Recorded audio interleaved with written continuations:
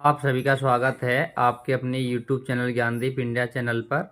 और आज का टॉपिक है कक्षा 12 हिंदी गद्य खंड में पाठ 2 रॉबर्ट नर्सिंग होम में, जिसके लेखक हैं कन्हैयालाल मिश्र प्रभाकर।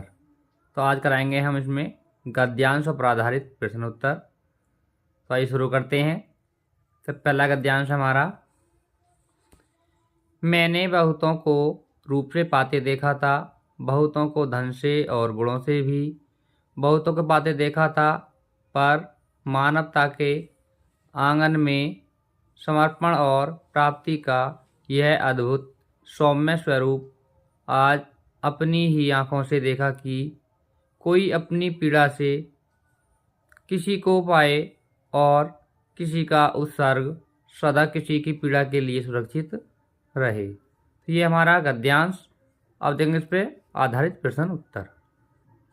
तो प्रश्न नंबर 1 है, उपर्युक्त गद्यांश के पाठ और लेखक का नाम लिखिए। क्या है प्रश्न हमारा कि उपर्युक्त गद्यांश के पाठ और लेखक का नाम लिखिए। तो इसमें आपको पाठ का नाम और लेखक का नाम लिखना है। तो आप उपर्युक्त गद्यांश के पाठ का नाम लिख देंगे रॉबर्ट नर्सिंग होम में। ठीक है, जैसे लिखा हुआ हमारा रॉबर्ट नर्सिंग होम में, ये हमारे पाठ का नाम है। फिर लिखेंगे लेखक का नाम नई लाइन से नीचे को, तो लिख देंगे कन्हैयालाल मिश्र प्रभाकर। तो ये पहले प्रश्न का उत्तर हो जाएगा। यानी पाठ का नाम क्या हो जाएगा, रॉबर्ट नर्सिंग होम में, और लेखक का नाम कन्हैयालाल मिश्र प्रभाकर। और प्रश्न नंबर 2, रेखांकित अंश की व्याख्या कीजिए। रेखांकित अंश की व्याख्या कीजिए। तो व्याख्या की करनी है हमें, जहाँ से हमारी इसमें रेखा खींची हुई है। तो देखो इसमें यहाँ से खींची हुई लिखा है, मैंने बहुतों को रूप से पाते देखा था, बहुतों को धन से और गुणों से भी बहुतों को पाते देखा था, पर मानवता के आंगन में समर्पण और प्राप्ति का यह अद्भुत सौम्य स्वरूप आज अपनी ही आंखों से देखा। यहाँ तक इसकी व्याख्या करनी है।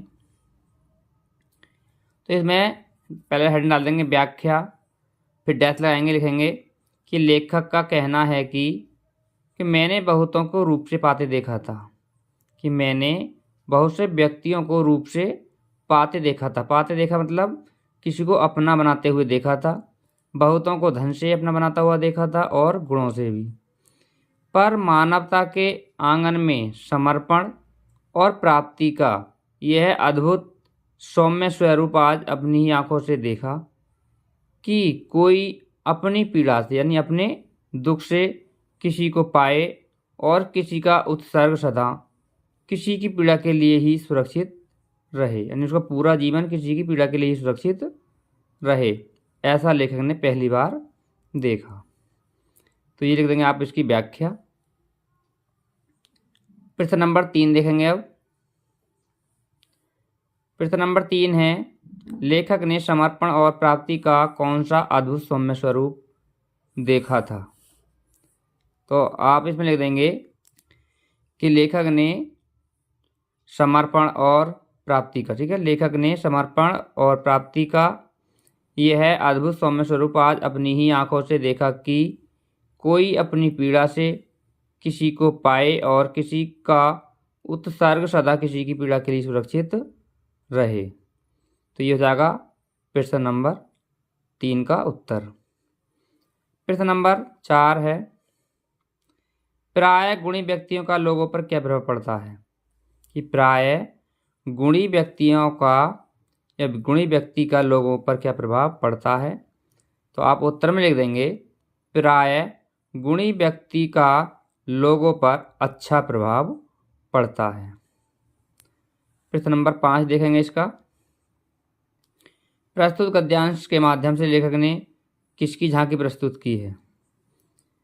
समझने की कोशिश कीजिए प्रश्न क्या कहना चाह रहा है कि प्रस्तुत गद्यांश के माध्यम से लेखक ने किसकी झांकी प्रस्तुत की है।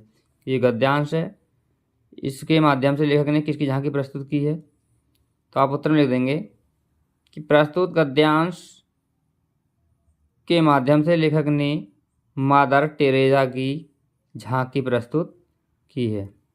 किसकी झांकी प्रस्तुत की है, तो मदर टेरेसा की।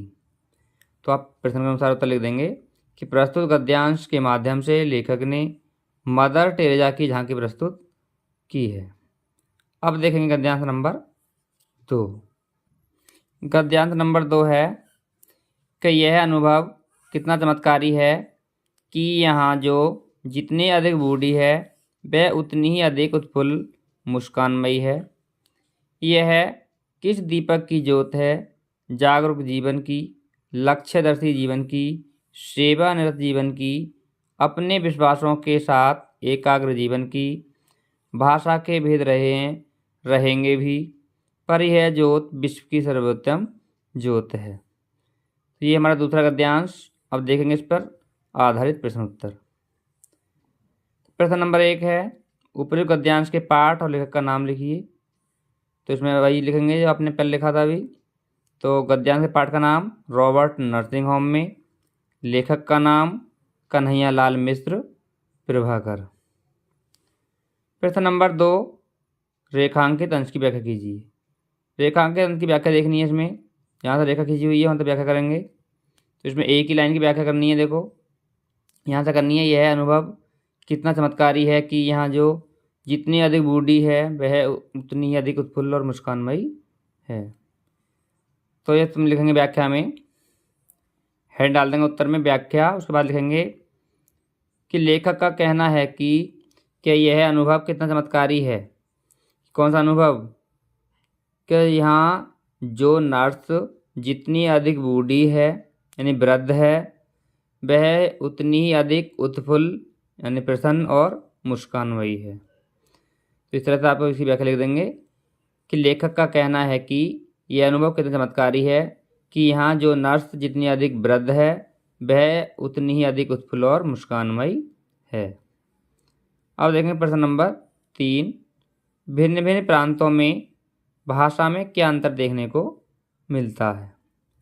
तो उत्तर में लिख देंगे, भिन्न भिन्न प्रांतों में भाषा में यह अंतर देखने को मिलता है कि भिन्न भिन्न प्रांतों की भाषाएं अलग अलग हैं। ठीक है, भिन्न भिन्न प्रांतों की भाषाएं अलग अलग हैं। अब देखेंगे प्रश्न नंबर 4। तो प्रश्न नंबर 4 है, कौन सी ज्योति विश्व की सर्वोत्तम ज्योति है। यानी कौन सी ज्योति विश्व की सर्वोत्तम ज्योति है। तो आप उत्तर में लिख देंगे कि मानव सेवा और प्यार की ज्योति विश्व की सर्वोत्तम ज्योति है। क्या लिखेंगे कि मानव सेवा और प्यार की ज्योति विश्व की सर्वोत्तम ज्योति है। अब है प्रश्न नंबर 5, प्रस्तुत गद्यांश के माध्यम से लेखक ने रॉबर्ट नर्सिंग होम की सबसे वृद्ध नर्स मदर मार्गरेट के जीवन का चित्रांकन क्या है। कि प्रस्तुत गद्यांश में लेखक ने रॉबर्ट नर्सिंग होम की सबसे वृद्ध नर्स मदर मार्गरेट के मुस्कान में जीवन का चित्रांकन क्या है। तो ये था हमारा पाठ 2 हिंदी गद्यखंड में। जो 2 इसमें गद्यांश दे रखे थे जो मैंने दोनों ही करा दिए हैं। इसका फिर बाद में कराएंगे जीवन परिचय। तो आज की वीडियो में बस इतना ही। आपको ये वीडियो कैसा लगा हमें कमेंट करके ज़रूर बताएं। अगर वीडियो अच्छा लगा हो तो वीडियो को लाइक करें और अपने दोस्तों के साथ शेयर करें।